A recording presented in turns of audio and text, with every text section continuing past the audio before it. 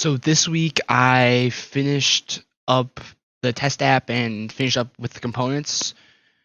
And so now I'm going to show you what I did.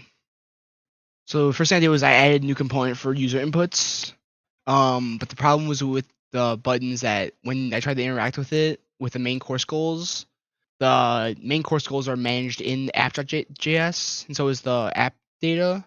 But I had it over in this component, the goal input component, and since there are two different components that aren't interacting with each other, so I researched it. I figured out this was a common problem for React Native apps.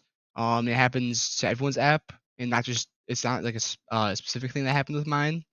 So what I did was I added the add goal handler function here. So what it does is it takes the value from when you press the on add goal button. It takes the value on the input and it forwards it into the goal input, which then calls this function.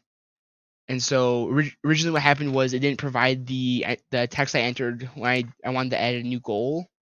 And so what I did was I add the function add goal handler, and I named it the same thing as app.js as the one in app.js because it's doing the same function, but it doesn't matter because they're two separate components, so they don't affect each other.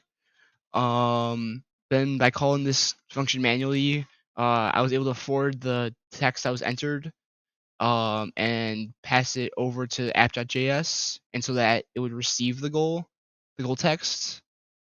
That's what this does. That's what this property does. And I have this at the very end, set entered goal text, because I wanted to clear the function so that there was no text in it, just so that whenever you'd add new goal, it wouldn't repeat the same goal you had last time. That it would just clear it, so there'd be nothing in there. And I have the styles down here for the styles for the text input, just because keep it like nice and organized, because it wasn't app.js before down here, but I moved over here just so it was more organized. So now that I know how to use React Native, I'm going to be moving on to coding apps for companies. So that's the next step